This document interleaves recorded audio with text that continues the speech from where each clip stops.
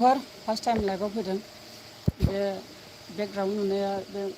आंनि माने सासे लोगोनि रुमावसो दङ आङो माने बे नारेंखलनि बिलाइखौनो न' बानायो दा नोंथांमोनजों फार्स्ट टाइम मालाबाबो लाइक खालामनो मोनाखैमोन आङो न'आव नेट मोनैनि थाखाय दा नोंथांमोना मा कमेन्ट होयो दाबो माथो रावबो गैया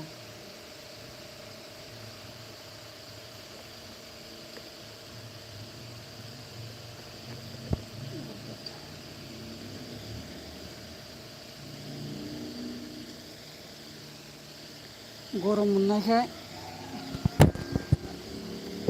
गस्लाखौ गानाखै आं ओरैनो गोदोनायाव सालायना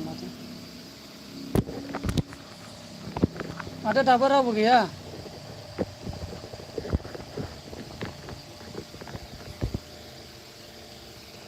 हाय हेल' दासो सासे फैजेनदों सानै फैजेनबाय दायो आङो चेन्नाइआव दङ लोगोफोर नैबे लाइटआ एसे उसुबिदा खालामगासिनो माने बे रुमा लोगोनिसो दै आंनि रुम नङा माने आंनाबो रुमाबो माने खोन्थाथ'नो हाया आं दायो चेन्नाइआव दङ खुलुमबाय थेंक इउ सन्जय बर' माने आं फोरमायग्रोयो आरोना आंनिफ्राय माने भइसखौ खोनादोंना खोनायाखै कमेन्ट खालामबानो जाबाय नै इयारफनसो लादों आङो आंनि माने माइक्र'फना गाज्रि जाबाय माने न'आव आं नेट मोननो हायामोन दा नैबे चेन्नाइआव फैनानै दा नेट मोननो हानायखाय दा लाइभआव फार्स्ट टाइम फैदों दा नोंथांमोना मा सानो जा अबस्था गाज्रियाव थाखायो आङो नोंथांमोना सापर्ट खालामनो हायो हाया बे नोंथांमोननि गोसोसै नोंथांमोननि अननायनि सायावसो कमेन्ट खालामजागोन नोंथांमोना मा सोंनो हायो आं मानि थाखाय चेन्नाइआव फैदों मानि थाखाय फैयाखै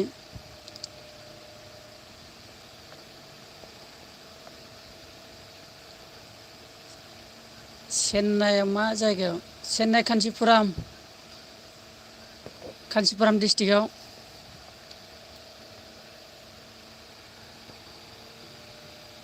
अबस्था गैयाना बर'फ्रा गोबां सुबुङानो बाहेरायाव दंफैयो बेबायदिनो सोरबा हौवा हिनजाव थालायनानै फैनाय आरो बिदिनो बहुद बर' सेंग्राफोर दङ आं बे बाहेरायाव फैनानै आं गोबां बर' सेंग्राफोर नुफैबाय बिदिनो देरफुनाय 12-15 बोसोरनि दा आं बेखौनो फंसे बुंनो लुगैयो आं दा ससियेल मिडियानि जानानै जोंनि जायगायावबो बेफोरबायदि कम्पानि बानायोब्ला जोंनि बर' फिसाफ्रा जायगायावनो मावना जानो हानाय मोनसे राहा जागोनखौ सानो बहुद लाख बर' दं बाहेरायाव आं बिराद नुनो मोनबाय कमेन्ट खालामजागोन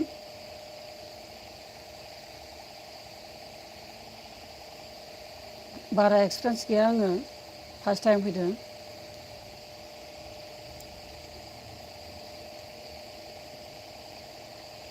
नोंथांमोना माब्रै दङ बावाखै आंबो फैनाया 3 थारिखआवसो फैदों आंबो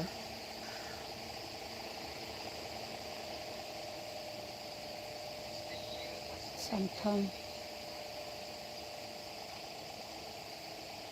मा गोसो सोंनो हागोन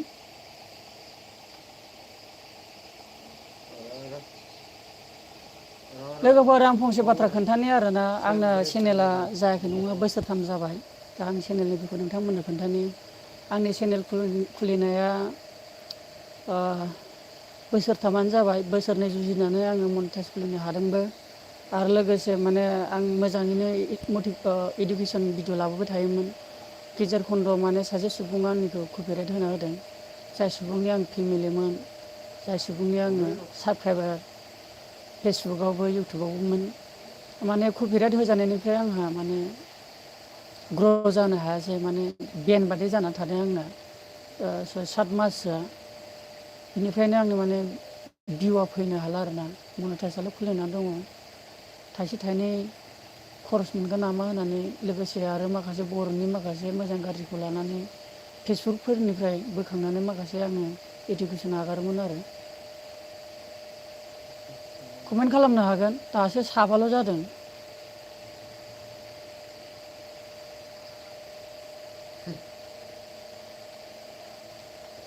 एकदम गरम मोनो बिराद चेन्नाइआव बिराद गरम मोननायखायनो गाननो हायाखै आं गस्लाखौ गोदोनायाव सालायना लादों आंना सिम्पोलानो जायोलै लोगोफोर मालायफोर बादि गोदान गाना आं हेल' ब्रादार थेंक इउ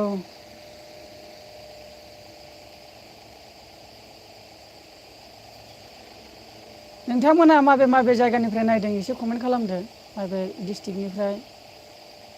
आं आसामाव लकेसन होना होदों अकल आसामावल' थांगोन बे आंनि लाइफआ लकेसनखौ आसाम होना होदों आङो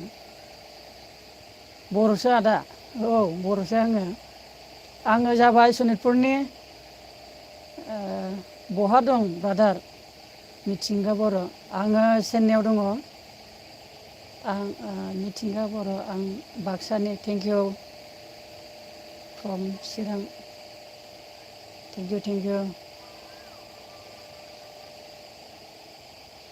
आंबो ससियेल मिडियाजों एबा इउटुबजों आङो नाजानाया बोसोरथाम जाबाय दासिमबो आङो इउटुबनिफ्राय फैसा मोननो हायाखै कपिराइट होजानानै जाय सुबुङा आंखौ भिडिअ नागारनो होबा होनानै उनाव आंखौ कपिराइट होना होदों बिनि मुंखौ आं लाला जोबोद दुखुनांथाव गाव गावजों मदद होलायनानै उनाव मा जाखो मा थाखो मा साननानै बिदि खालामखो आंखौ बुजिनो हायासै सासे आइजो मानसियासो होदों सिगाङो सिख्लामोन बियो दायो हाबा जाबाय गदायबावसो बियो नामखौ लाया आङो गावना दा चेनेला मोननै जाबावबाय दा आंहा हनै मोनसेयावनो बेन बायदि जानानै थालांबाय भिउ लाबोनो हायाखै दा वाट्स टाइम लाबोनो हायाखै रियेल टाइम लाबोनो हायाखै दा बेबादि भिउ इमान खस्थ' खालामनानैबो भिउ लाबोनो हायै बे आंनि माने गोनो गोथो दुखु जाबायबो थायो आरो आंनि गोसोआव इमान नाजासेयावबो भिडिअ मोनसे बानायनाया जोबोद खस्थ' दे लोगोफोर मोनसे कन्टेन्ट बानायोबा सानै हयै बानायनांगौ जायो गेजेराव थानानै खोथा बुंनांगौ जायो आरो लोगोसे एडिटिं खालामनाय थामलेन बानायनाय टाइटेल लिरनायजों लोगोसे आरो बायदि बायदि आरो जाहोनजों साननानै बानायनांगौ जायो जायफोर इउटुब चेनेल दं बिथांमोना मिथिगौ जानांगौ TF बाय गेमिं स्टार्टिंआव भाइरेल जाजेनो गोबाव लायो ब्र नङा फंबाय माने आं सिगाङाव आंना भाइरेल जानाय गोबां भिडिअ दङ 58 30 के बेबादिल' फैखायोमोन आंना भिउआ नोंथांमोना थांना नायहैनो हागोन गोबां भिडिअआनो आंना बिराद भिउ फैयोमोन माने जि समनिफ्राय आंनि भिउआ माइनास जालांदों बे समनिफ्राय आंना कपिराइट होजानाय जादों आरोना कमेन्ट खालामनो हागोन आंबो फार्स्ट टाइम बिराद अबस्था गाज्रि थायोलै आङो नै दारिफ्राबो गैला लावजोब्बाय आरो नैबे खानायखौबो दाखालि मोनसे भिडिअ आं खोन्थानाय जादोंमोन मानि थाखाय खानायखौ सिनना लादों होननानै कफि जायो आंहा कफि जायामोन बे चेन्नाइआव फैनानै बे संख्रिनि दैजों दुगै दुगै बिदिनो जाबाय चेन्नाइनि दैया संख्रि बादि गोबाबसो दे लोगोफोर लोंनो हाया दै केननि बायनानैसो लोंनांगौ जायो माथो माखासे फावसायलांफिनबायसो नोंथांमोना कमेन्ट खालामबा गोजोननाय मोनगोन मिथिंगा बर' आदा मानि थाखाय भिउआ माइनास जालांदों माने कपिराइट होजानानै जादों माने एगजामपोल आं नोंथांमोननो खोन्थानो सानो मानसिया सासे बेमार जायोबा एसे मानसिया दुरबल जायो नङा होमबा मुलि जाबाबो माने लासै लासै मानसिया मोजां जानो हायो थिग बेबायदिनो मोनसे जि इउटुबा कपिराइट होजायो बै इउटुबनि क्रियेटार एबा इउटुबनि कम्पानिया माने बे सुबुङा गावनि बे इउटुबनि दारै मोजाङै इनकाम खालामनो हाया मा हाया होननानै बेयाव माने सापर्ट होनो नागिरा माने प्रब्लेम जायो आरो बेयाव माने बारा सापर्ट होआ जायो आरोना इउटुब कम्पानिनिफ्राय आरो कपिराइट होबा मास मोनथाम गाहाम थायो आं गोबां खोन्थानो सानदोंमोन आं खोन्थाना लाया दा लाइभनि गेजेरजों आं नोंथांमोननो फोरमायदों आरो गोबां लाइभआव फैनो सानबाय थायोमोन आङो न'आव थाबाबो नेटआनो मोननो हाया जिअ सिम लायो आङो एयारटेलबाबो मोना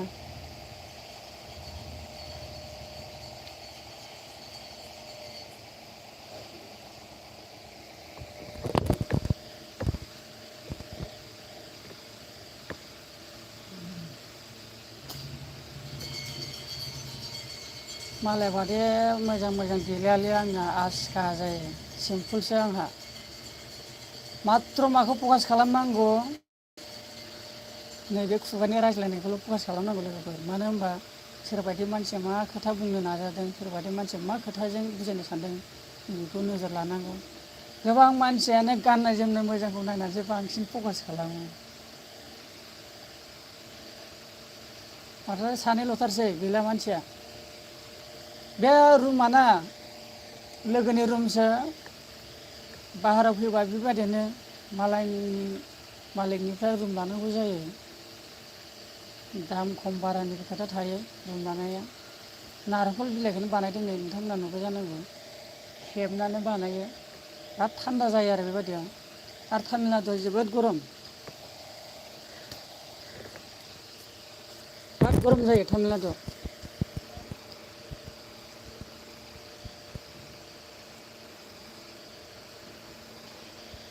सोर मा सोंनो गोसो सोंनो हागोन आंखौ।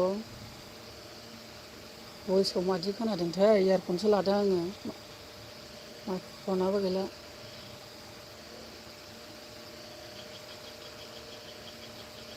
लोगोफोर आं बारा गोबाव थाया। दा 11 मिनिट थांबायानो। 20 मिनिट थांबानो आङो लाइभखौ बन्द' खालामसै। मिथिंगा बर' खुलुमबाय आदा थेंकिउ।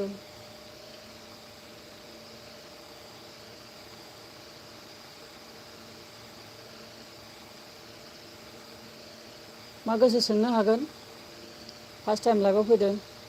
आदा नोंनि भिडिअ'खौ सिगां गोबाङानो नायदों दा। दे आंनि लाइभआव थांफिनगासिनो दङ बे। आदा नोंनि भिडिअ'खौ सिगां गोबाङा नायोमोन दा खम जाबाय नायनाया। बेनो कपिराइट होजानायनिफ्राय आंहा बिदि जादों। मा खालामनो माब्रै बिदि जालांखो आं नागारबाय थायोमोन भिडिअ'फोरखौलाय। जोंना माथो सानैल' खालामदों।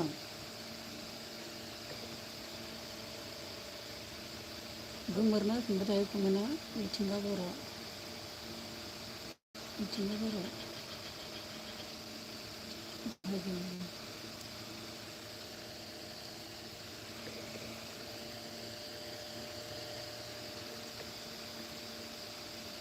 अन्त बर' चेन्नाइआव मा मावबाय थादों फंबाय? सिगां आङो हन्डाइनि मारुति ग्लास जिं जिङाव लबर थायोना, बे लबर जिं जिं ग्लासनि जिं जिं लबर थायो। बिदि बे जिं बिदि खना खनानि माबाखौ माने जों जइन खालामनांगौ आरो। लबरखौ पार्टखौ बानायनांगौ आरो ना। मेचिन अपारेटरमोन आङो। दायो आङो बे कम्पानियाव मावथ'वा होननानै थाथ'दों। दा बेलेग मोजां खामानि नागिरगासिनो। दा हन्डायाव जइन जानो नागिरदों आङो। डकुमेन्टस नांगौ आरो सोरबाफोर जुदि बाहेरायाव खामानि मावनो फैनोब्लाना आं मोनसे बाथ्रा बुङो। दा आं सानै मानसि फैफादोंमोन हग्राजुलिनि रङियाव लोगो मोनदोंमोन आङो। माने बिथांमोना वेटिं लिस्टमोन। आङो अननानै आंना कमफ्रामखाय आं बिसोरखौ आंजों लोगोआव लाना फैदों। ओमफ्राय दा चेन्नाइआव फैनानै बिसोरो खामानि नागिरफैदों। नाथाय मोनसे प्रब्लेम जादों आरो बिसोरो माने भेक्सिन 1 द'ज 2 द'जनि भेक्सिन लानांगौ आरोना। आरो बिनि सार्टिफिकेट लाना फैनांगौ। मोनफ्रोमबो कम्पानियाव दा माने भेक्सिन नांगौ जादों आरो। भेक्सिननि सार्टिफिकेट जायफोर बाहेरायाव खामानि मावनो फैयो भेक्सिननि सार्टिफिकेट लाना फै। आरो स्कुलनि सार्टिफिकेटफोर थाबाबो मोजां। आधार पान कार्ड गासैबो डकुमेन्टसफोरखौ लाना फै आरोना बाहेरायाव खामानि मावनो फैयोबा।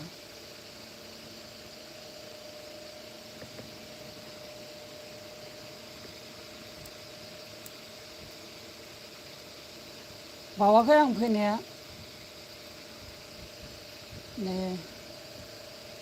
जुलाइनि 3 थारिखआव मोनफैदों आङो।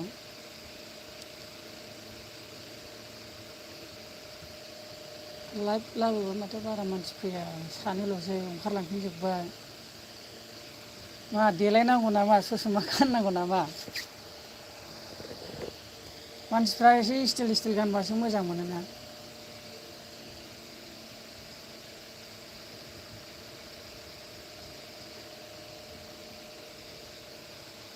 सोर नायदों माथो कमेन्टआ मा कमेन्ट होदों मिथिंगा बर' गोमोरना होबाय थायोलै मिथिंगा बर' आदाया इउटुब चेनेलखौ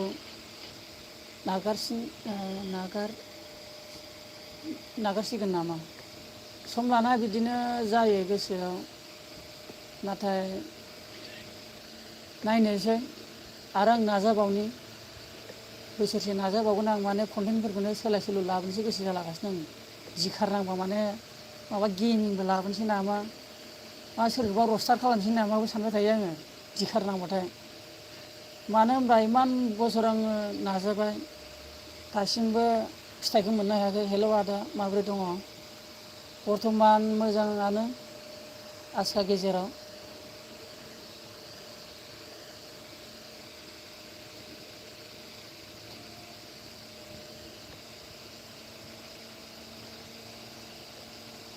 जाय माबे जायगानिफ्राय नायदों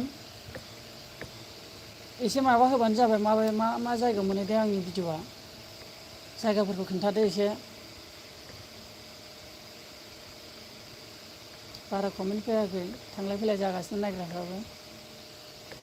जेबो नङा जायफोर मोजां मोनो नायनो हागोन सोंनो हागोन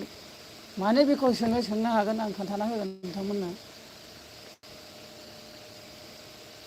आंनि चेनेला मानि बिखय आं दा नोंथांमोननो खोन्थायो इउटुबाव गोबां रुल दङ आरोना इउटुबनि बिखयनो आं दा नोंथांमोननो खोन्थालांनो सानो गोबां जोंनि बर'नि गेजेराव गासिबो मटिभेसन होगासिनो दङ बांसिनानो इउटुब चेनेल खुलिदोंबाबो ओमफ्राय जोंनि बर'फ्रा जाहाथा भिडिअखौनो नायलाजोबो सोरबा जायफोर मिथिदों कन्टेन्टखौ बे मोनसे लेभेलजों खारो हिर'फोरा मालाबा मा होनो इडुकेसनाव थाङो सोरबा मालाबा सोरबा एन्टारटेनमेन्टआवबो थाङो सोरबा ब्लगिंआवबो थाङो बेबादि नङा इउटुबनि माबायाव केटेगरि दं केटेगरि लायै केटेगरि मानसिया मोनसे माबाजोंनो खारनांगौ आरोना होमबाना इउटुबाव ग्र' जानायनि चान्सआ थायो आरो नाथाय होमब्लाबो आंहा कपिराइटनिफ्राय आंहा गाज्रि जादों आरो कपिराइट गानाया बावाखै मास मोनथाम मोनब्रैसो दा कपिराइटआ गालांबाय आरो होमब्लाबो दा जिमाननाखि माने ओरैबायदि जायो आं मोजाङै फोरमायना होनो जि मोनसे आं भिडिअ नागारबाय मोनसे भिडिअ जुदि आङो 1 लाख भिउ मोनबाय आरो बे मोनसे भिडिअआवनो आङो साबस्क्राइबार 3K 5K आरो लोगोसे जिखिनि रिभिनिउ जानाय आर्निं बेफोरबो माइनास थांफिनजोबगोन जि भिडिअआव कपिराइट होजादों वाट्च टाइम मोनदों रियेल टाइम भिउ मोनदों बेफोर गासिबो माइनास जालांजोबफिनो मोनसे भिडिअआ जुदि कपिराइट होजानायजों डिलिट जायो दे कपिराइट होजानाया ओमफ्राय साबस्क्राइबार 1000 मोनदोंब्लाबो माने बेफोर सब माइनास थांफिनजोबो आरोना बेबादि जायो आरो खिन्थु आं बे भिडिअखौ आंनि गोसो बादि होआखैमोन आं बे मानसिनि मुंखौ लाला जोंनि बर' सुबुंफ्रा सोरबा सासे मा होनो बेखौ सोरबा सासेया फिननाय होबा आरो सासे फिननाय होफिननाय जायो आं बेफोरबायदि जेंना जेंसिखौ लाबोनो गोसो जाया जायफोरा जेंनाखौ लाबोयो आं बेखौ सुस्रानोसो गोसो जाग्रा मानसि आङो आंनि इउटुबनि दारै आङो फोसावग्रासो जा सुबुङा खालामबाय बिनि गोसोआ गोजोनबाय खोमा ओमफ्राय गोजोननायाव थाथोंसै बियो आंबो सासे बर'नि इउटुबार जानानै आंबो जा नलेज होनो हायो जाय सुबुंफोरखौ दिनै एसेबाबो सुबुंफ्रा बुजिनो हानाय बायदि होननानै आङो आंनि इउटुबनि दारै आङो जा बुजिदों आङो जा नलेज दं बेखौ आं बुंनानै नागारो आरो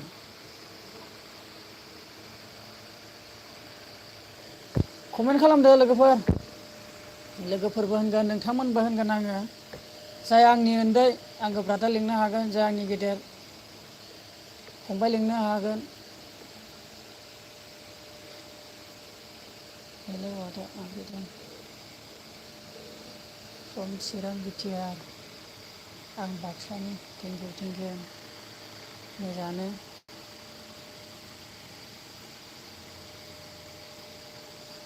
आसामनि हालोदा माथो बायदि बायदि जागासिनो दं माथो धोरोमखौ लानानै दावराव दावसि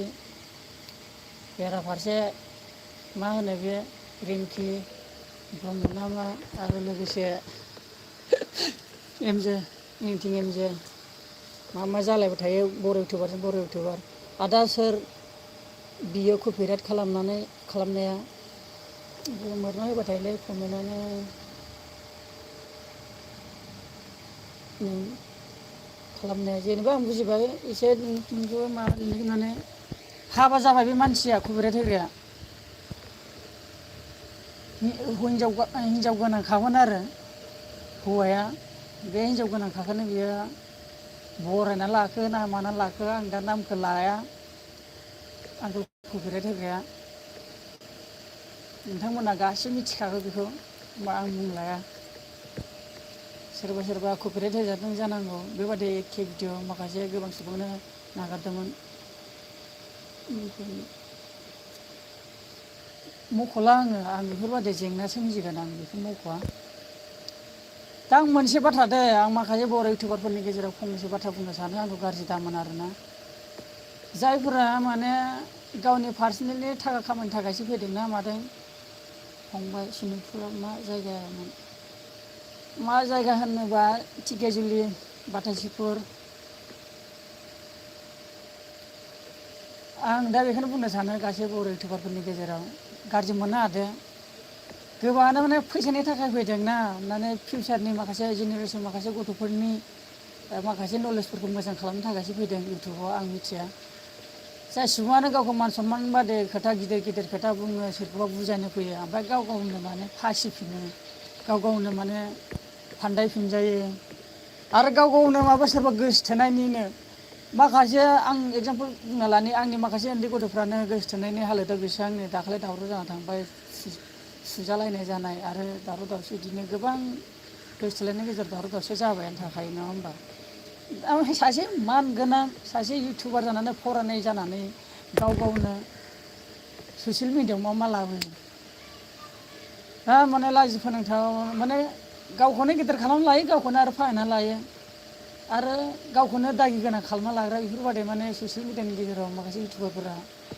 माने गावसोरखौ भाइरेल जानो थाखायसो बेफोरबायदि खालामो ना फिउचारनि माखासे जेनेरेसन माखासे गथ' देरबोनायफोरखौसो मोजां खालामनो थाखाय खालामो जोंनि बर'नि माखासे इउटुबनि कन्टेन्टफोरा बिराद असदा गोजा आं दा बुंनाय बायदिब्ला आङो हिन्दी चेनेलफोरखौ आं सापर्ट खालामो बर'नि चेनेलफोरखौबो आं सापर्ट खालामो नाथाय जायफ्रा मोजां लामाजों थांगासिनो बेखौ आं सापर्ट खालामो आरोना माने बिदि नांलायनानै लाबोनाय गावजों माने कन्ट्रभार्सि खालामनाय बेफोर माने दिखारनाङो आरोना जोङो साननांगौसो जोङो बे संसाराव जों अरायसम जों थांनानै थाया सानसेबाबो जों थैनानै थांगोन जायफोरा चेनेल खुलिनो हादों जायफोरा मोजां कन्टेन्ट लाबोनो हादों समायसाखौ लानानै भिडिअ बानायदोंबा बै फिउचारनि माखासे गथ'फोरखौ माबोरै मोजां खालामनो हागोन माबोरै नलेज बबेबा बुजायबाबो फोरोंबाबो लाखाया होननानै बुङो दे सोरबा इउटुबारफ्रा बिदि नङा दानि माखासे सुबुंफ्रा बुजायनायखौ लायाबा मा जानो माखासे फैबाय थानाय समनि माखासे गथ'फ्राथ' लागोन ना आरो जों जिखिनि बे इउटुबाव जों भिडिअ बानायना गालांगोन बेफोरखौ जोंनि गोदो जोंनि जोलैनि जोलै फैगोन होमबा जोंखौ सानगोन जे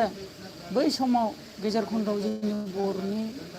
माइन्ड नलेजफ्रा माबायदिमोन आरो दानि समाजाव माबायदि माइन्ड नलेज माबोरै जाखो होमबा जोंनि इउटुब माखासे बर'नि इउटुबारफोराव माखासे सार्च खालामना नायबा जोंनि बर'फ्रा बिदिमोन होमबा बै इयुननि जोलैफ्रा साननाया एसे बांगोन खिन्थु गावजों गाव नांलाय खमलाय इउटुबाव आपल'ड खालामनाय मानाय आगारनाय खिन्थु कन्टेन्टखौ मोजांबा लाबोनांगौ इनकामबो दं इउटुबाव खामायनो थाखायलाय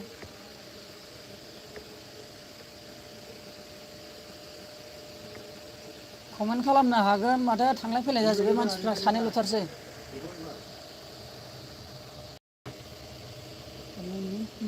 आंनि मुङा नोंथांमोनाथ' आं मा होननानै खोन्थाबावनो आंनि मुंखौथ' सोंबाय सासे बिथांनि मुङा मा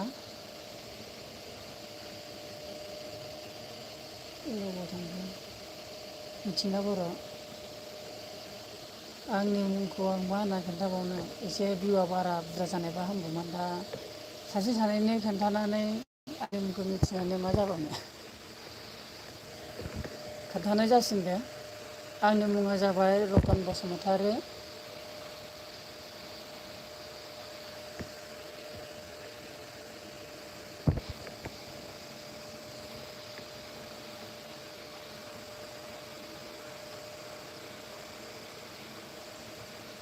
दाथ' अबस्था गाज्रिलै नाजादोंमोन माथो इउटुबनि दारै थेंक इउ मिथिना हरो थेंक इउ आंखौ बारा फसन जाया नामा मानसिफ्रालाय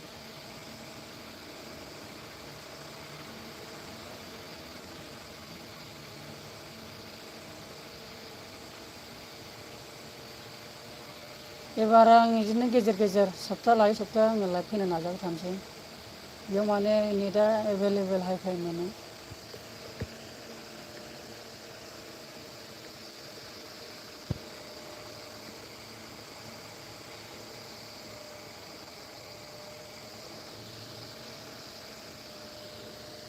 दे कमेन्ट खालामदो रायज्लायनो आन्दायबाय आङो 26 मिनिट थांबाय 20 मिनिटआवनो बन्द' खालामनो सानदोंमोन आङो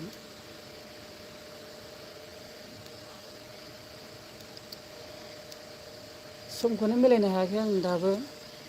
एसे उसुबिदायाव दंनायालाय आङो माने खामानिनि थाखाय एसे माबायाव उसुबिदायाव दंगासिनो दं आं दाबो खामानिखौ आं माने मोजां बेलेग खामानिसो नागिरदों माने आवगोलनि खामानिखौ आं मावला आरोना मेचिन सालायनायमोन आङो माने नै बिदि बिखायाव बिराद गरम नाङो माने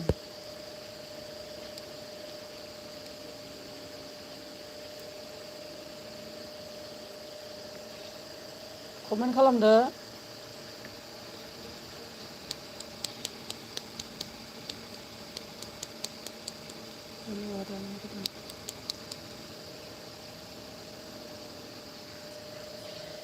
रावबो कमेन्ट खालामलाबा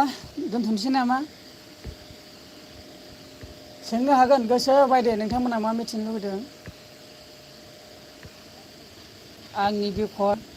बर' समाजनि बिखय इउटुबारफोरनिबो बिखय इउटुब चेनेलखौ मादि खुलियो बिनिबो बिखय निताराम नार्जारि ह दिनैसो मोनफैदोंना निताराम नार्जारि कमेन्टखौ नायबायमोन आं नोंथांनिखौ माब्रै दं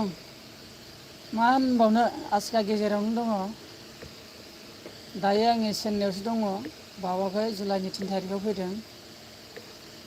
बे लकडाउनानो जाजोब्बाय थाखा फैसाखौ नङाबा आं बिदि बाहेरायाव फैनो गोनांथि गैयामोन दा बाहेरायाव फैनो गोनां जाना फैबाय आङो आदाया हाबा जाथ'वाखै नामा बेखौ आङो दानो होथ'वा दे गासै एन्सारखौ आं दानो बे आंनि लाइफनि माखासे जुलि जानाय जायैनि लाइफनि बिखय आं बेखौ आं दानो होथ'वा जेब्ला आङो 30K मोनगोन आं मालाय बादि बै नेरवारनि खोथाखौ लाना फैनाय बादि जासिगोन दे नेरवारिया दारि हनाय 50K हाबा दारि हजोबगोन होनलायनाय मोनसे खालामदोंमोन ना नाथाय होमब्लाबो आरोना सासे सानैनि सुबुंनो आं खोन्थाना होनानै आंहा आरो उनाव बेफोरबायदि एन्सार आरो फैबाय थागोन आंनाव बेखायनो आं दानो खोन्थाफिननो गोसो गैया जेब्ला आंनि भिउआव बुरजा फैगोन खिन्थु आं बारा नाङा आंनो 30K साबस्क्राइबार मोनबानो आङो माखासे आरो आं माबा कमेन्टनि मोनसे माबा कम्पिटिसन फाइनाल लाना फैगोन आङो मोनसे जाय देरहायो बेनो आङो रिसार्च होना होनायनि माबा खालामगोन आरोना आरो लोगोसे आंनि गासैबो लाइफखौ आं खोन्थागोन 30K जाबा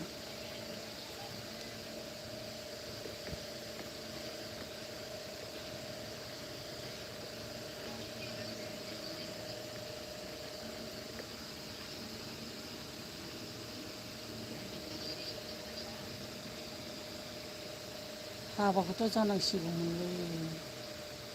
जोंफोरबादिखौ सोर फसायगोन दे नोंथांमोना बे 30K जाबा खोन्थागोन दे फारसेनिफ्राय आंनि लाइफखौ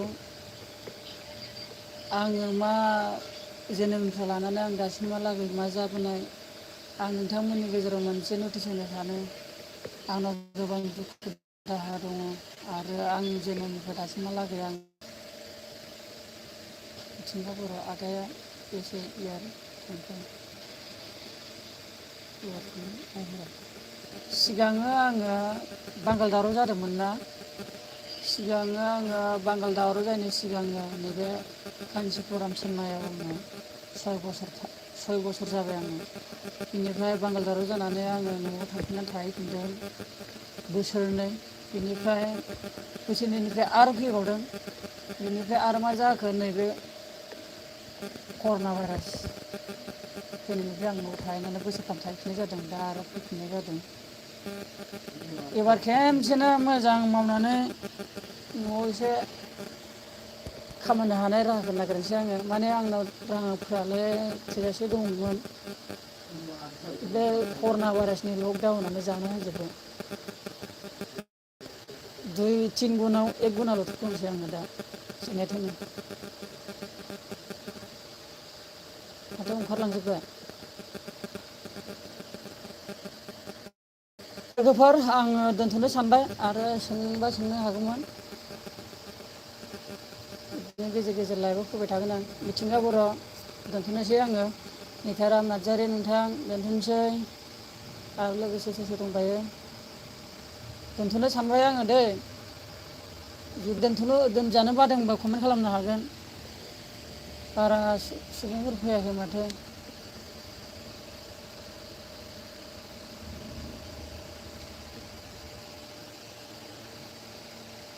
साननैसोनि उनाव आं भिडिअ लाना फैगोन दा आं फिस भिडिअखौनो लाबोनो बागासिनो दङ दा भइसनिल' मोननैसो नागारना दोनदों भिउ फैयिनि थाखायनो दुखु जाबाय थायो आङो मालाबा एन्टारटेनमेन्टसो खालामसिगोन आं गावखौनो बिबयनि बादै खर'आव माबा माबि फुफैगाननो